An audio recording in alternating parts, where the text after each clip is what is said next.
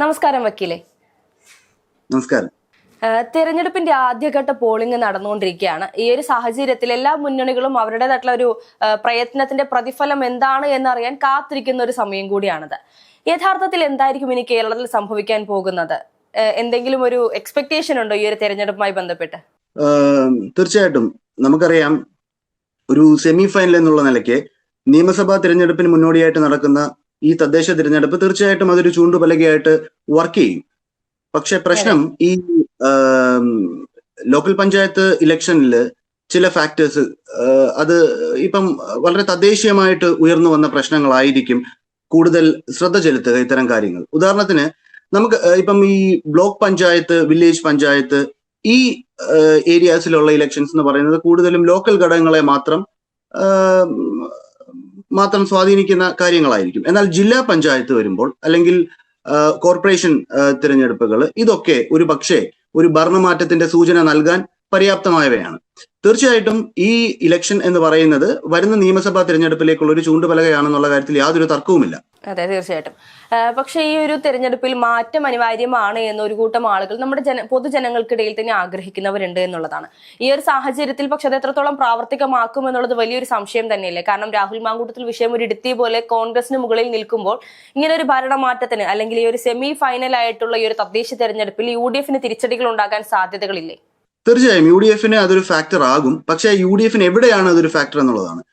UDF-ന്റെ ശക്തി കേന്ദ്രങ്ങൾ, അതായത് സെൻട്രൽ കേരള എന്ന് ഇപ്പൊ കോട്ടയം, എറണാകുളം, ഇടുക്കി, പത്തനംതിട്ട, ഇപ്പൊ നമ്മൾ വടക്കോട്ട് പോവുകയാണെങ്കിൽ മലപ്പുറം, നമുക്കറിയാം രാഹുൽ മാങ്കൂട്ടത്തിന്റെ അനുകൂലികൾ ഏറ്റവും കൂടുതൽ സൈബർ അറ്റാക്കുകൾ നടത്തുന്ന പാർട്ടിയൊക്കെ ഉള്ള സ്ഥലം ഏതാണെന്ന് നമുക്കറിയാം. അത് കൂടുതൽ പറഞ്ഞാൽ അത് കുറച്ചുകൂടി ബുദ്ധിമുട്ടാകുമെന്നുള്ളത് കൊണ്ടാണ്. തീർച്ചയായിട്ടും കോൺഗ്രസിന്റെ ശക്തി കേന്ദ്രങ്ങളിൽ അതൊരു ഫാക്ടർ ആകുമോ, കോൺഗ്രസിന്റെ തിരിച്ചടി ആകുമോ എന്നുള്ള ചോദ്യത്തിന് ഇല്ല എന്ന് തന്നെയാണ് എന്റെ വ്യക്തിപരമായിട്ടുള്ള അഭിപ്രായം. പക്ഷേ LDF-ന്റെ ശക്തി കേന്ദ്രങ്ങളിൽ അത് തീർച്ചയായിട്ടും ഇലക്ഷനിൽ ഒരു ചർച്ചാ വിഷയമാകാൻ സാധ്യതയുണ്ട്. അത് പക്ഷെ ജില്ലാ പഞ്ചായത്ത് ഇലക്ഷനുകളിലും ബ്ലോക്ക് പഞ്ചായത്ത് ഇലക്ഷനുകളിലും ഒക്കെയാണ്, അല്ലെങ്കിൽ ആ വോട്ടിംഗ് പാറ്റേൺസിനെ ഒക്കെയാണ് സ്വാധീനിക്കാൻ സാധ്യത. പക്ഷെ ഒരു പടി കൂടി കടന്ന് ഇതിനകത്ത് പറയുകയാണെങ്കിൽ, രാഹുൽ മാങ്കൂട്ടത്തിന്റെ വിഷയം കേവലം ഒരു രാഷ്ട്രീയ വിഷയം മാത്രമല്ല, മറിച്ചൊരു 13ഓളം പെൺകുട്ടികളെ ഒരു സീരിയൽ റേപ്പിസ്റ്റ് അവരെ ഹണ്ട് ചെയ്തതിന്റെ, ഒരു പ്രിഡേറ്ററിന്റെ സ്വഭാവത്തിൽ നിൽക്കുന്ന ഒരു രാഷ്ട്രീയക്കാരനെയാണ് കേരളം കഴിഞ്ഞ ദിവസങ്ങളിൽ കണ്ടത്. അത് കുറച്ചും കൂടി വലിയ വിഷയമാണ്, കേവലം ഒരു രാഷ്ട്രീയ വിഷയമല്ല എന്നതാണ് എന്റെ അഭിപ്രായം. അതെ, തീർച്ചയായിട്ടും. പക്ഷെ ഇങ്ങനെ ഒരു സാഹചര്യത്തിൽ നമുക്കറിയാം LDF-നെതിരെയാണെങ്കിലും ഇത്തരത്തിൽ വലിയ വലിയ വിഷയങ്ങൾ, ശബരിമല വിഷയമായിട്ടാണെങ്കിലും, അല്ലെങ്കിൽ ക്ഷേമ പെൻഷൻ മുടങ്ങിയതുമായി ബന്ധപ്പെട്ടിട്ടാണെങ്കിലും, ഏറ്റവും ഒടുവിലായി ഇപ്പോൾ മുഖ്യമന്ത്രിക്കെതിരെ ED നോട്ടീസ് അയച്ചത്, അത്തരത്തിലുള്ള വലിയ വലിയ വിഷയങ്ങൾ പാർട്ടിക്ക് ഒട്ടാകെ തലയ്ക്ക് മുകളിൽ നിൽക്കുമ്പോൾ രാഹുൽ എന്ന ഒറ്റ വ്യക്തി ഈ ഒരു തെരഞ്ഞെടുപ്പിൽ ഫാക്ടർ ആകുമെന്ന് നമ്മൾ പറയുമ്പോഴും യഥാർത്ഥത്തിൽ മുൾമുനയിൽ നിൽക്കുന്നത് LDF തന്നെയല്ലേ? യഥാർത്ഥത്തിൽ മുൾമുനയിൽ നിൽക്കുന്നത് ഈ പറയുന്ന ഇലക്ഷനിൽ LDF തന്നെയാണ്. കാരണം ഈ രാഹുൽ മാങ്കൂട്ടത്തിന്റെ ഇഷ്യൂ ഇതൊരു രാഷ്ട്രീയ പ്രേരിതമാകാൻ സാധ്യതയുണ്ട് എന്നുള്ളത് അവരുടെ ശക്തി കേന്ദ്രങ്ങളിലും പൊതുവെയും അങ്ങനെയാണ് കണക്കിലാക്കുന്നത്. തീർച്ചയായിട്ടും അങ്ങനെ അല്ല എന്നുള്ള യാഥാർത്ഥ്യം നമുക്കൊക്കെ അറിയാം. പക്ഷേ അത് അങ്ങനെയാണ് വന്നത്. മറിച്ച് ശബരിമല ഇഷ്യൂ എന്ന് പറയുന്നത് നമുക്കറിയാം ഏത് നിലയിൽ ചർച്ച ചെയ്യപ്പെടേണ്ടിയിരുന്നതാണ് എന്ന് നമുക്കറിയാം. പക്ഷെ അത് ആ തരത്തിൽ ചർച്ച ചെയ്യപ്പെട്ടില്ല എന്നുള്ളതാണ്. ശബരിമലയ്ക്ക് നേതൃത്വം നൽകുന്ന ദേവസ്വം ബോർഡിന് ഒരു രാഷ്ട്രീയ ലീഡർഷിപ്പ് ഉണ്ട്, ഒരു പൊളിറ്റിക്കൽ ലീഡർഷിപ്പ് ഉണ്ട്. ശബരിമലയിൽ നടന്ന ഈ കൊള്ളയ്ക്ക് ഒരു പൊളിറ്റിക്കൽ ലീഡർഷിപ്പിന്, അവരുടെ ആ പൊളിറ്റിക്കൽ ദേവസ്വം ബോർഡ് ലീഡ് ചെയ്യുന്ന ലീഡർഷിപ്പിന് ഉത്തരം പറയാൻ പറ്റിയോ എന്ന് ചോദിച്ചാൽ ഇതുവരെ പറ്റിയിട്ടില്ല എന്ന് തന്നെയാണ്. SIT-യും കോടതിയും ഒക്കെ ഉള്ളത് കൊണ്ട് അതിൽ കുറച്ചെങ്കിലും സത്യം വെളിയിൽ വന്നു എന്നതാണ് യാഥാർത്ഥ്യം. ഇത് ജനങ്ങൾക്ക് മനസ്സിലായിട്ടുണ്ട്. ഇത് സദേൺ കേരളയില്, അതായത് നമുക്കറിയാം തിരുവനന്തപുരം, കൊല്ലം, ആലപ്പുഴ, ഈ സ്ഥലങ്ങളിൽ തീർച്ചയായിട്ടും ഇതിന്റെ ഒരു റിഫ്ലക്ഷൻസ് വോട്ടിംഗ് പാറ്റേൺസിൽ ഉണ്ടാകും എന്നുള്ള കാര്യത്തിൽ യാതൊരു സംശയമില്ല. പ്രത്യേകിച്ച് urban voters, semi urban voters ഒക്കെ ഈ പറയുന്ന ശബരിമല ഇഷ്യൂ ഒരു ഇഷ്യൂ ആക്കും എന്നുള്ള കാര്യത്തിൽ യാതൊരു തർക്കവും വേണ്ട. പിന്നെ ആശ സൂചിപ്പിച്ചതുപോലെ ED-യുടെ നോട്ടീസ്, ED നോട്ടീസ് എന്ന് പറയുന്നത് ഒരു പ്രഹസനമാണെന്നുള്ള കാര്യം നമുക്കറിയാം. ഇപ്പൊ LDF-ന് അത്തരത്തിൽ അതൊരു LDF-ന് ഗോൾ അടിക്കാനുള്ള ഒരു അവസരം ഒരുക്കി കൊടുക്കുകയാണ് BJP അതുവഴി ചെയ്തത്. ഈ സമയത്ത് അതും കിഫ്ബി എന്ന് പറയുന്ന ഒരു സക്സസ്ഫുൾ ആയിട്ടുള്ള ഒരു സംവിധാനത്തിൽ അവസാനം വന്നപ്പോൾ ചിലവഴിച്ച പൈസക്കെതിരെ ഡി നോട്ടീസ് അയക്കുക എന്നൊക്കെ പറയുന്നത് ഒരു പ്രഹസനമാണ്. അത് ഇലക്ഷൻ തന്ത്രമായിട്ട് തന്നെ എനിക്ക് തോന്നുന്നു കോൺഗ്രസ്സുകാർ പോലും എടുക്കത്തുള്ളൂ. അപ്പൊ അത് BJPയും ഒരു പക്ഷേ LDFനെ സഹായിക്കുകയാണ് എന്നുള്ള കോൺഗ്രസ് വാദങ്ങൾക്ക് ശക്തി പകരും എന്നതാണ് എന്റെ ഒരു വിലയിരുത്തൽ. അതെ, തീർച്ചയായിട്ടും. രാഹുൽ മാങ്കൂട്ടത്തിൽ വിഷയത്തിലേക്ക് നമ്മൾ തിരിച്ചു വരികയാണെങ്കിൽ നമുക്കറിയാം, ഇപ്പോൾ കുറെ ദിവസങ്ങളായിട്ട് അദ്ദേഹം ഒളിവിൽ തന്നെയാണ്, മുൻപോട്ട് പുറത്തേക്ക് ഇറങ്ങുന്നത് നമ്മൾ കാണുന്നില്ല. പക്ഷേ തിരഞ്ഞെടുപ്പ് ആവുന്ന സാഹചര്യത്തിൽ ഒരു ജനപ്രതിനിധി അല്ലെങ്കിൽ ഒരു MLA ആയി നിൽക്കുന്ന ഒരു വ്യക്തിക്ക് വോട്ട് ചെയ്യാതിരിക്കാൻ സാധിക്കില്ല എന്നുള്ളതാണ് നമുക്ക് ഇതുവരെ മനസ്സിലാക്കാൻ സാധിക്കുന്നത്.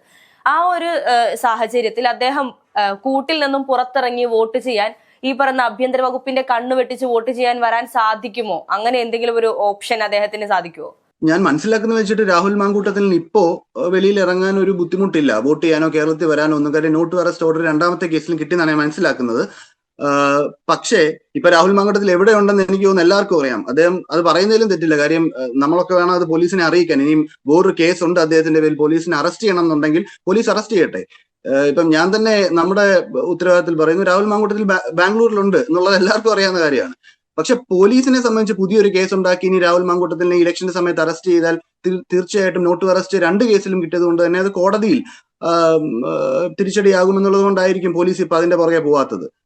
പക്ഷെ രാഹുൽ മാങ്കൂട്ടത്തിന് പക്ഷെ എനിക്ക് തോന്നുന്നില്ല അദ്ദേഹം ഈ പറഞ്ഞ പോലെ കേരളത്തിൽ വരികയും വോട്ട് ചെയ്യുകയും കോൺഗ്രസിനെ വീണ്ടും പ്രയാസത്തിലാക്കുകയും ചെയ്യും എന്ന് ഞാൻ കരുതുന്നില്ല. അദ്ദേഹം വോട്ട് ചെയ്യാനുള്ള സാധ്യത വളരെ കുറവാണ്. കാര്യം അദ്ദേഹത്തെ സംബന്ധിച്ച് ഒരു പൗരൻ കാണിക്കേണ്ട ഒരു ശ്രദ്ധയും കാണിച്ചില്ല. പിന്നെ എങ്ങനെയാണ് രാഷ്ട്രീയ പ്രവർത്തകന്റെ ഒരു കുപ്പായം അണിഞ്ഞ് ഇന്ന് വോട്ട് ചെയ്യാൻ വരിക എന്നുള്ളതൊരു ചോദ്യമല്ലേ?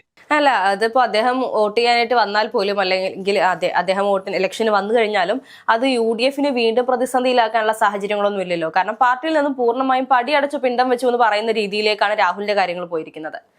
അപ്പൊ പിന്നെ എങ്ങനെയാണ് UDF പ്രതിസന്ധിയിലാക്കുമെന്ന് പറയുന്നത്? അതിന്റെ ഒരു കാര്യം, നമ്മുടെ ഇപ്പോഴത്തെ ഒരു കോൺഗ്രസിന്റെ നില എന്ന് പറയുന്നത്, കോൺഗ്രസ് ഈ CPM പോലെ ഒരു കേഡർ പാർട്ടി അല്ലാത്തതുകൊണ്ട് തന്നെ കോൺഗ്രസിന്റെ ഇപ്പൊ അജണ്ട സെറ്റ് ചെയ്യുന്നത് നമുക്കറിയാം മാധ്യമങ്ങളാണ്, മെയിൻ സ്ട്രീം മീഡിയാസ് തന്നെയാണ്, അല്ലെങ്കിൽ ഈ പറയുന്ന സോഷ്യൽ മീഡിയ അജണ്ടകളും ഒക്കെ അതിന്റെ ഭാഗമായിട്ട് വരുന്നുണ്ട്.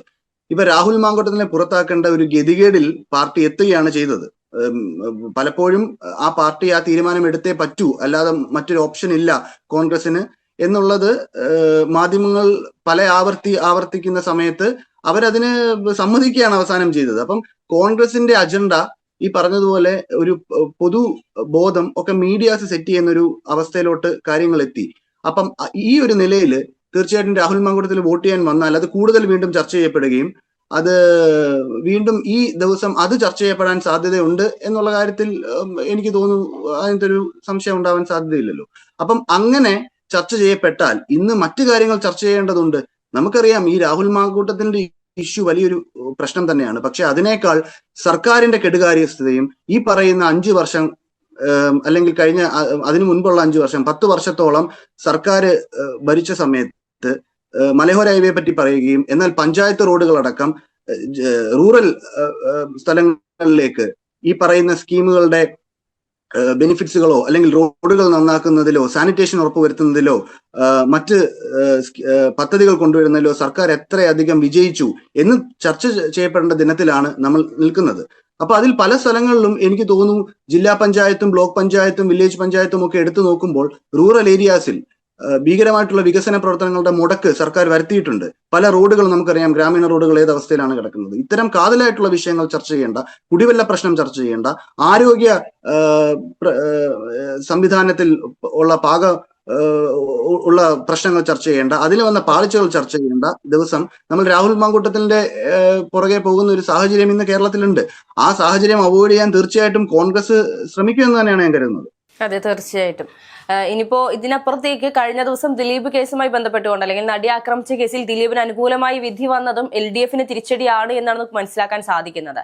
കാരണം ഈ ഒരു സ്ത്രീ സുരക്ഷയ്ക്ക് എത്രത്തോളം പ്രാധാന്യം ഈ സർക്കാർ നൽകുന്നുണ്ട് എന്നുള്ളൊരു വലിയൊരു ചോദ്യം ഇപ്പോൾ നിലനിൽക്കുന്നുണ്ട്. അതിനപ്പുറത്തേക്ക് ദിലീപിന്റെ ഈ ഒരു വിഷയത്തിൽ ഏറ്റവും പ്രതിസ്ഥാനത്ത് നിൽക്കുന്നത്, അല്ലെങ്കിൽ ദിലീപിന് വിധി അനുകൂലമാകാനുള്ള ആദ്യ കാരണം സർക്കാർ തന്നെയാണ് എന്നുള്ള വാർത്തകൾ പുറത്തു വരുന്നുണ്ട്. ഇതും ഒരുപക്ഷെ തെരഞ്ഞെടുപ്പിൽ സർക്കാരിനെ ബാധിക്കാൻ സാധ്യതയുണ്ടോ? തീർച്ചയായിട്ടും. ജനങ്ങൾ ആ തരത്തിൽ ഇത് വിലയിരുത്താൻ തയ്യാറായാൽ തീർച്ചയായിട്ടും ഇതൊരു തിരിച്ചടി തന്നെയാണ് സർക്കാരിനെ സംബന്ധിച്ച്. ഇത് കേവലം ഒരു കേസിൽ സർക്കാരിന് പറ്റിയ പാളിച്ചയല്ല. ഇത് നമുക്കറിയാം, കേരളത്തിൽ ഏറ്റവും ചർച്ച ചെയ്യപ്പെട്ട ഏറ്റവും പൈശാചികമായി നടത്തിയ ഒരു ക്രൈമാണ്.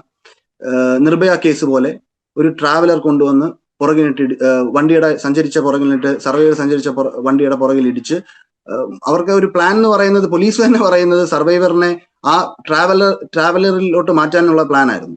അപ്പൊ അങ്ങനെ അത്ര ക്രൂരമായി നടത്തിയ ഒരു ക്രൈമിനെ സർക്കാർ അന്ന് ഈ പറയുന്ന കൾപ്രിറ്റ്സിനെ മുഴുവൻ അറസ്റ്റ് ചെയ്തു, കുറ്റക്കാരെ മൊത്തം അറസ്റ്റ് ചെയ്തു, അത് ഞങ്ങളുടെ കേമത്തരമാണ് എന്ന് പറഞ്ഞുകൊണ്ടിരുന്ന ഒരു പാർട്ടിയും അതിന് നേതൃത്വം നൽകുന്ന ഒരു സർക്കാരും ഇന്ന് നോക്കൂ, വർഷങ്ങൾക്ക് ശേഷം 2 ടേമും LDF സർക്കാരായിരുന്നല്ലോ, വർഷങ്ങൾക്ക് ശേഷം വെറുതെ വിടുകയാണ്. അപ്പൊ അന്ന് പോലീസ് ചെയ്തതും ഫയൽ ചെയ്തതും അല്ലെങ്കിൽ പോലീസ് കോടതിയിൽ പറഞ്ഞതും നൽകപ്പെട്ടതുമായ തെളിവുകൾ മുഴുവൻ അസാധുവാക്കപ്പെട്ടിരിക്കുന്നു, അല്ലെങ്കിൽ അതിലൊരു വിലയുമില്ലെന്ന് കോടതി തന്നെ പറഞ്ഞിരിക്കുന്നു. മാത്രമല്ല, ഇതിനകത്ത് ഇന്നലെ ഒരു ചർച്ചയിൽ പറഞ്ഞതുപോലെ കൃത്യമായിട്ട് പ്രോസിക്യൂഷൻ അതിന് കുറെ പാളിച്ചകൾ പറ്റി. തെളിവ് സൂക്ഷിക്കുന്നതിൽ അല്ലെങ്കിൽ വിറ്റ്നസ്സുകൾ തന്നെ മൊഴി മാറ്റി പറഞ്ഞതിലൊക്കെ ഒരു ശ്രദ്ധ ചെലുത്തേണ്ടതായിരുന്നു, അതൊന്നും ചെലുത്തിയില്ല. പ്രശ്നം നമ്മുടെ പെൺകുട്ടികൾക്ക് സുരക്ഷ ഒരുക്കാൻ തെരുവിൽ സർക്കാർ തയ്യാറാണോ എന്നുള്ളതാണ്. ഈ വിധിയുടെ പശ്ചാത്തലത്തിൽ യാതൊരു സംശയവുമില്ലാതെ നമുക്ക് പറയാൻ പറ്റും, പെൺകുട്ടികൾക്ക് നിലവിൽ യാതൊരുവിധ സുരക്ഷയും ഇല്ല എന്നുള്ളതാണ്. സുരക്ഷയുമില്ല, നീതിയുമില്ല എന്നാണ് ഈ വിധി പറഞ്ഞു വെക്കുന്നത്. അല്ലെങ്കിൽ ഇപ്പം നമുക്കറിയാം, രാജീവ് ഒക്കെ അദ്ദേഹം പിന്നീട് പറഞ്ഞു, ഞങ്ങൾ അപ്പീൽ പോകും, ശക്തമായിട്ട് ഈ പറഞ്ഞ ഹയർ കോർട്സിൽ അല്ലെങ്കിൽ സുപ്രീം കോടതി വരെ പോയി ഞങ്ങൾ അപ്പീൽ നൽകും എന്നൊക്കെ പറഞ്ഞു. പക്ഷെ നിലവിലത്തെ സാഹചര്യം എന്ന് പറയുന്നത് തീർച്ചയായിട്ടും LDF ഗവൺമെന്റിന്റെ തിരിച്ചടിയാണ്, അതിൽ യാതൊരു തർക്കവുമില്ല. അതെ, തീർച്ചയായിട്ടും. ഇനിയിപ്പോ മണിക്കൂറുകൾ മാത്രമാണ്, ഇപ്പൊ നമ്മൾ രാഹുലിന്റെ വിഷയത്തിൽ പറഞ്ഞപ്പോഴാണെങ്കിലും ഇനി കുറച്ച് മണിക്കൂറുകൾ മാത്രമാണ് വോട്ട് ഇലക്ഷന് ഒരു സമയമുള്ളൂ എന്നുള്ളത്. ഇപ്പൊ സ്വാഭാവികമായിട്ട് ഇനി അദ്ദേഹം വരുമോ ഇല്ലയോ എന്നുള്ളത് മണിക്കൂറുകളോളം മാധ്യമങ്ങൾ കണ്ണിൽ എണ്ണയൊഴിച്ച് കാത്തിരിക്കുന്ന ഒരു നിമിഷം കൂടിയാണ് ഇപ്പൊ ഈ വരുന്നതൊക്കെ. അതുപോലെ തന്നെ ഈ ബാക്കിയുള്ള ഇപ്പോൾ നമ്മൾ സംസാരിച്ചപ്പോൾ തന്നെയാണെങ്കിലും CPM അല്ലെങ്കിൽ LDF കുറിച്ചും UDF കുറിച്ചുള്ള കാര്യങ്ങൾ പറഞ്ഞപ്പോൾ BJPക്ക് എത്രത്തോളം ഈ ഒരു തെരഞ്ഞെടുപ്പ് ബാധകമാകും, അല്ലെങ്കിൽ അവരുടെ ഭാഗത്തു നിന്ന് യാതൊരു രീതിയിലുള്ള അനക്കങ്ങളും കാണുന്നില്ല. യഥാർത്ഥത്തിൽ പുതിയ എന്തെങ്കിലും തന്ത്രങ്ങൾ ആലോചിച്ച് പുതിയ എന്തെങ്കിലും തന്ത്രങ്ങൾ മെനഞ്ഞുകൊണ്ട് സൈലന്റ് ആയിരിക്കുന്ന ഒരു BJP ആണ് ഇപ്പൊ നമ്മൾ കണ്ടുകൊണ്ടിരിക്കുന്നത്. തീർച്ചയായിട്ടും അതൊരു ഇൻട്രസ്റ്റിംഗ് ക്വസ്റ്റ്യനാണ്. ശരിയാണ്, BJP നമ്മൾ എവിടെയും കാണുന്നില്ല എന്നതാണ്. പക്ഷേ അതിന്റെ ഒരു വിലയിരുത്തൽ എന്ന് പറയുന്നത്, ഞാൻ അതിനെ വിലയിരുത്തുന്നത് BJP സൈലന്റ് ആയിട്ട് വർക്ക് ചെയ്യുക തന്നെയാണ്. ശക്തമായ സംഘടനാ സംവിധാനമുണ്ട്. സത്യം പറഞ്ഞാൽ കോൺഗ്രസിനേക്കാളും പല സ്ഥലങ്ങളിലും സംഘടനാ സംവിധാനം BJP മെച്ചപ്പെടുത്തിയിരിക്കുന്നു. അതൊരു യാഥാർത്ഥ്യമാണ്. അവർക്ക് ഈ പറയുന്നത് പോലെ അത് ഒരു എവിഡന്റ് ആയിട്ട് കാണിക്കുന്നില്ല, മീഡിയയിൽ അവർ ആഘോഷിക്കപ്പെടുന്നില്ല എന്നതാണ്. പക്ഷെ ലോക്കൽ ഗവൺമെന്റ്, ഈ പറയുന്ന ലോക്കൽ ബോഡി ഇലക്ഷനിൽ യാതൊരു തർക്കവുമില്ല, BJP കഴിഞ്ഞ പ്രാവശ്യത്തെക്കാളും ശക്തമായി വരും. അത് കൂടുതൽ അവരുടെ ബേസ് വിപുലപ്പെടുത്തും.